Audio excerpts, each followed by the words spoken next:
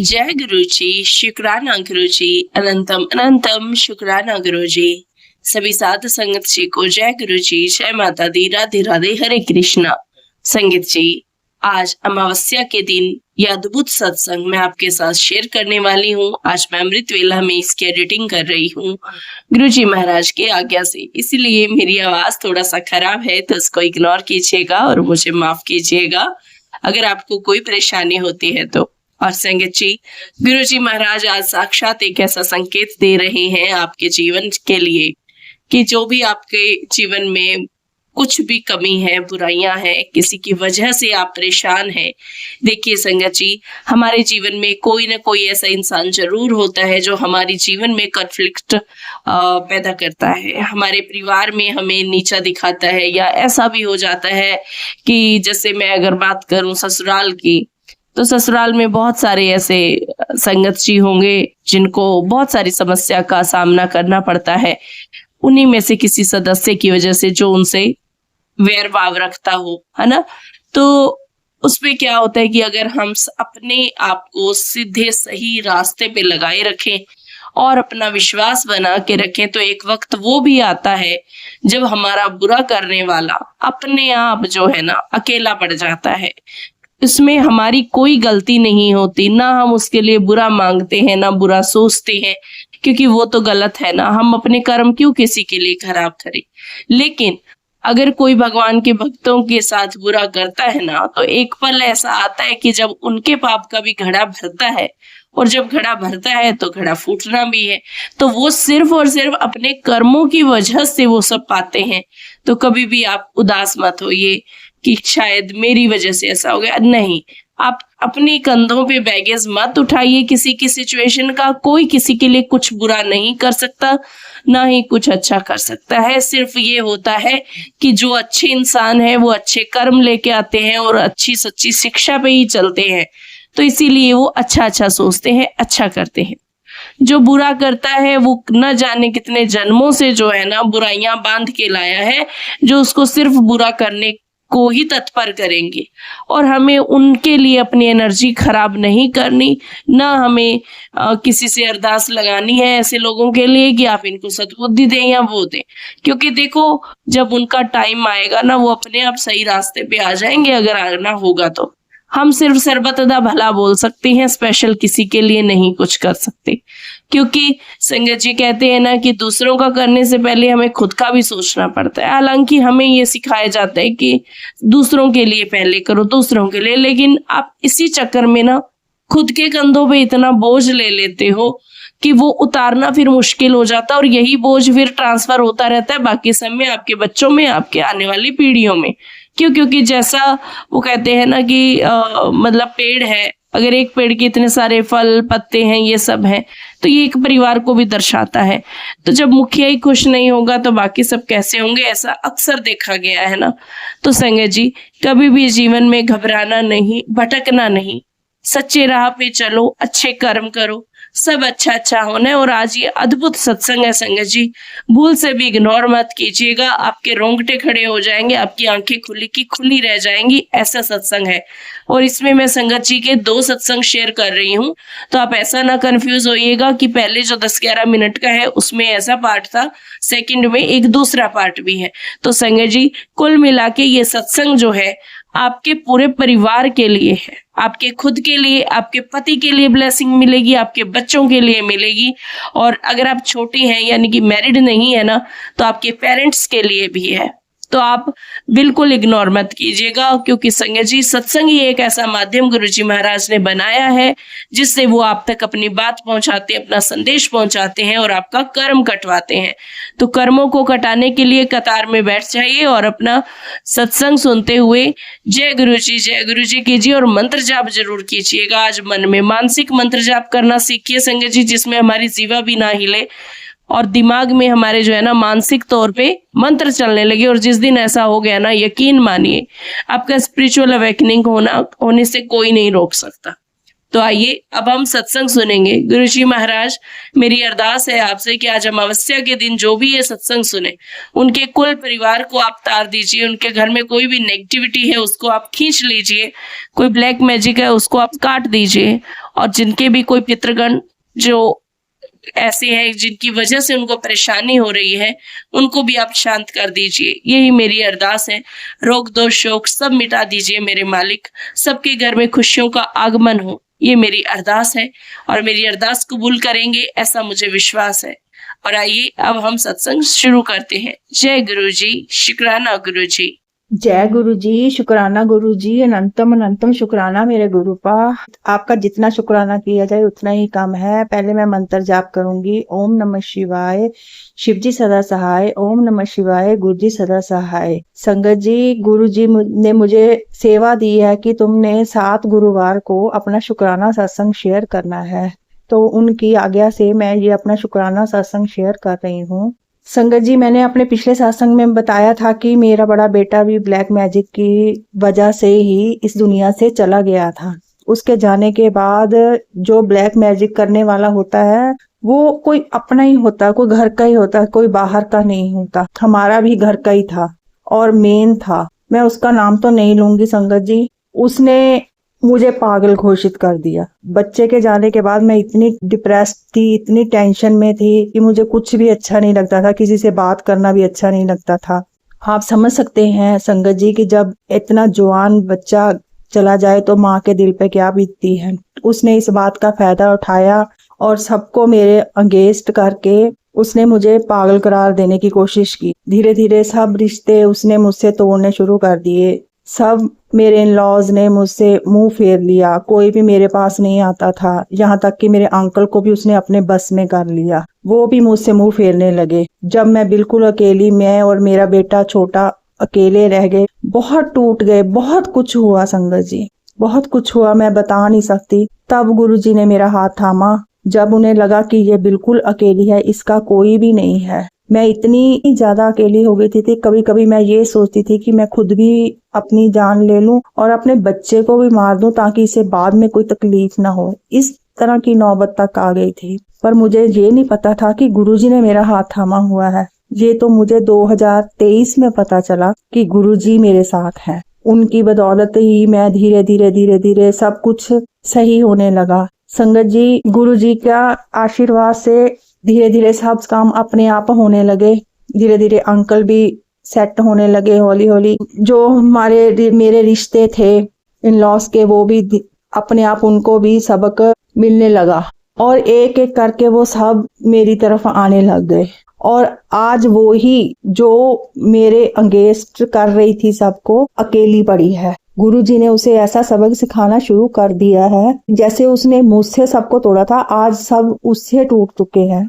उसका व्यवहार ऐसा है कि कोई भी उससे बात करने को नहीं तैयार।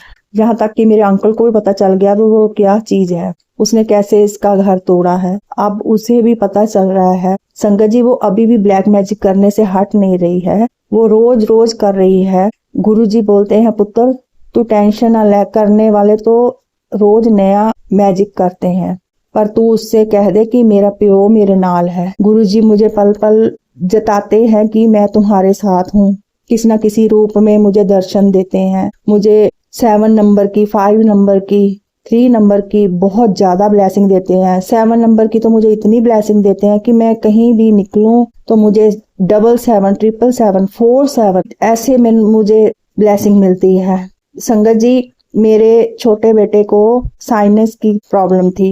वो उसको इतना अंदर से रेशा और छींके मारता था, उससे इतना रेशा निकलता था कि बहुत दवाइयां ली, कोई फर्क नहीं पड़ रहा था। जब से मैंने उसे गुरुजी का जल प्रसाद देना शुरू किया है, तब से उसे बहुत आराम है। अब उसकी ये बीमारी कहीं खत्म ही हो गई है। गुरुजी का लंगर प्रसाद खा के और जल प्रसाद पी के उसकी ये बीमारी मुझे अब दिखाई नहीं दे रही। अपने आप ही मुझे तो अब पता चला कि उसे ये प्रॉब्लम थी और वो खत्म भी हो गई। मैंने अब देखा कि उसे अब छींके नहीं आती हैं। मेरे अंकल को मुंह से एक बार वो सोए हुए थे तो उनके मुंह से खून आने लगा।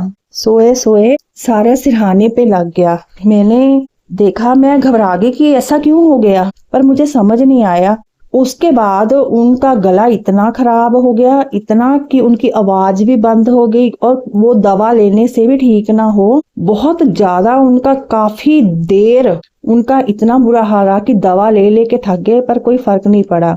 और जल प्रसाद देने से उनका ये रोग धीरे धीरे खत्म हो गया। फिर मैंने अब एक सत्संग सुना तो उसमें एक आंटी बता रही थी कि उसके पति को ऐसे ही ब्लड आया था मुंह से सोए हुए, तो डॉक्टर ने उन्हें बताया कि उन्हें कैंसर है। गुरुजी वैसे ही मुझे इंडिकेशन दे रहे हैं कि मैंने तुम्हारी बहुत सी बीमारियां ठीक की हैं। कैंसर के उन्होंने मुझे बहुत ज्यादा सत्संग सुनाए थे। शुक्र है गुरुजी का, लख लख शुक्राना है कि उन्होंने ये मेरे हस्बैंड की बीमारी भी ठीक की। जो भी अंदर प्रॉब्लम थी, हमने कोई टेस्ट तो नहीं कराया पर मुझे पता है कि उन्हें थोड़ी बहुत प्रॉब्लम ये थी क्योंकि उनका बहुत ज्यादा बुरा हाल था। उनकी आवाज भी नहीं निकल रही थी, बहुत ज्यादा उनके ऐसे 2-3 बार उन्हें ऐसे सोए हुए मुंह से ब्लड आया है। थोड़ा थोड़ा जैसे डॉट्स लग जाते थे सिरहाने पे तो ही पता चलता था। और संगत जी मुझे भी बहुत ज्यादा प्रॉब्लम थी, मेरे जॉइंट्स में बहुत पेन थी जो अब धीरे धीरे मुझे ठीक हो रहे हैं। मुझे सर्वाइकल की, स्पाइन की बहुत ज्यादा प्रॉब्लम है। संगत जी गुरुजी बोल रहे हैं तू टेंशन न ले, मैं धीरे धीरे तेरे सारे रोग काट रहा हूँ। वो मुझे ऐसे सत्संग सुनाते हैं जिसमें सर्वाइकल का, स्किन एलर्जी का, पीसीओडी का, कई तरह के वो मुझे सत्संग सुनाते हैं और कहते हैं कि तेरा ये दुख मैं धीरे धीरे काट रहा हूँ। मैंने गुरुजी के सत्संग में सुना था कि तू सोमवार को शिव मंदिर जाके वहाँ शिव जी को जल चढ़ा के वहां से जल लेकर घर आओ और या घर में आके अपने सारे घर में छिड़काव करो, बाहर दरवाजे पर भी छिड़काव करो और वो ही जल प्रसाद सारे परिवार को पीने को भी दो। तो संगत जी मैंने ऐसे ही किया। और संगत जी मैं आपको एक बात बताती हूँ, उसी रात को मुझे स्वप्न आया। मुझे दिखा कुछ नहीं, मुझे गुरुजी भी दिखाई नहीं दिए। मुझे ऐसा ही दिखा कि कोई पाथी टाइप कोई चीज, जैसे गोबर की पाथी होती है बड़ी सारी, महसूस हुआ भी उन्होंने मेरे अंदर से निकाली है और उसके ऊपर वो इतनी बड़ी है और इतनी गंदी है और उसके ऊपर सुंडियां चल रही हैं। मैं कहती हूँ हाय कितनी सुंडियां, कितनी गंदी है ये। पता नहीं ऐसे गुरुजी ने मेरा कौन सा रोग मेरे अंदर से निकाला है, ये तो गुरुजी ही जानते हैं, मुझे नहीं पता। पर धीरे धीरे मुझे अपने शरीर को बहुत फर्क पड़ रहा है। मैं बहुत तकलीफ में थी, मैं बता नहीं सकती कि मैं इतनी दुखी थी अपने शरीर से कि मैं रोती थी कि इससे तो मेरी जान ही निकल जाए। फिर मैं कहती थी कि रब्बा मुझे इससे तो अच्छा मुझे चक ला।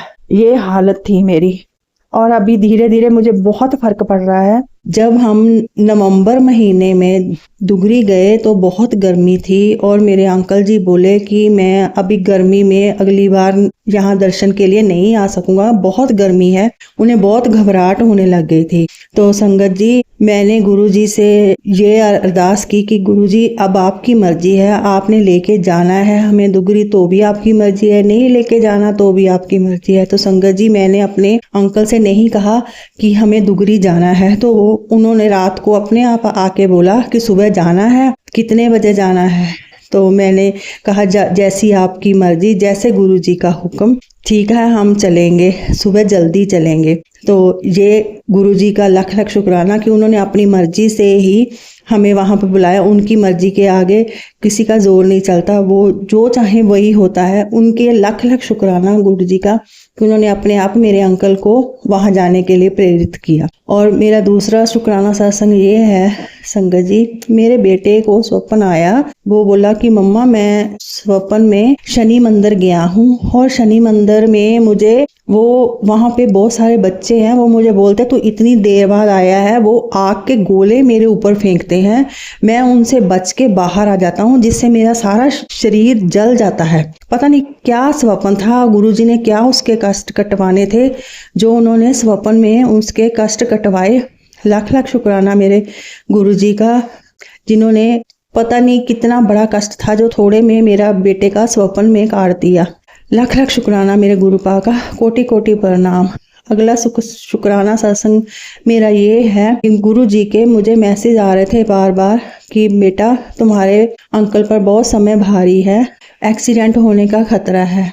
संगत जी, आप यकीन नहीं मानोगे, एक बार उनकी गाड़ी खड़ी थी, कोई मोटरसाइकिल वाला आया और इतनी जोर से उसमें लगा कि वो गिर गया, उसे काफी चोट लगी। इतना शुक्र है कि मेरे अंकल जी गाड़ी में नहीं थे। और थोड़े दिन बाद फिर दूसरी बार गाड़ी रास्ते में खड़ी थी, तो एकदम से कोई ट्राली आई और उसे गाड़ी को ऐसे टक्कर की, सारी रगड़ के ले गई, सारी ताकी उसकी उतार दी, साइड से छिल के ले गई सारा उसका साइड ग्लास वगैरह सब कुछ। इतना शुक्र है कि मेरे अंकल गाड़ी में नहीं थे और उनका बचाव हो गया। और गाड़ी पर ही थोड़ा चलो कष्ट आया, जो भी है, मेरे अंकल जी पे जो कष्ट आना था वो गुरुजी ने थोड़ा करके टाल दिया। उनका लख लख शुक्राना, कोटि कोटि शुक्राना। और संगत जी, अंधेरी आने के कारण हमारे घर में लाइट नहीं थी, पानी नहीं था, बहुत ज्यादा बुरा हाल था। तो मैं अपने मायके चली गई। आज जानी गुरुवार था, जब शुक्राना सत्संग शेयर कर रही हूँ, तो मैं सोच रही थी कि मैं गुरुवार वाले दिन अपने घर में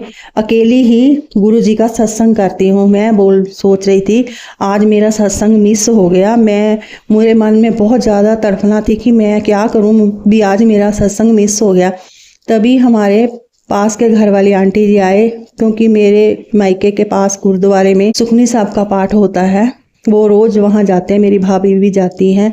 तो वो आंटी बोले भी आज इनको भी साथ में लेके आना सुखनी साहब के पाठ पे। तो मैंने कहा कि नहीं, मैं नहीं जाऊंगी। तो बोली नहीं, उन्होंने मुझे कहा कि गुरु की संगत भी कभी कर लिया करो। तो मुझे दिमाग में एकदम से ख्याल आया कि ये भी गुरुजी ने ही मुझे संदेश भेजा है कि पुत्र, आज वैसे सत्संग नहीं किया तो चल तू गुरुद्वारे चल कर सुखनी साहब के पाठ की सेवा दे।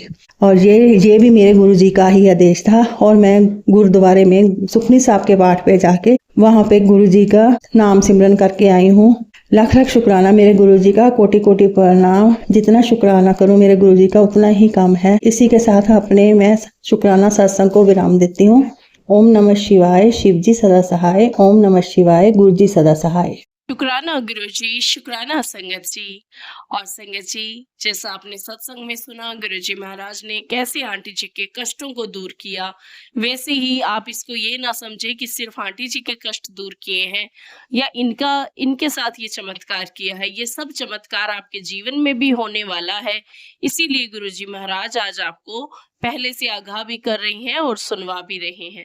और संगत जी, एक और बात कहना चाहूंगी। वैसे तो ये सत्संग मैंने कल यानी कि अमावस्या के दिन सुबह अमृत वेला में रिकॉर्ड किया था, पर पता नहीं गुरुजी महाराज की क्या ऐसी मर्जी थी, क्या ऐसी इच्छा थी कि इन्होंने कल ये मेरी आंखों से ओझल ही कर दिया।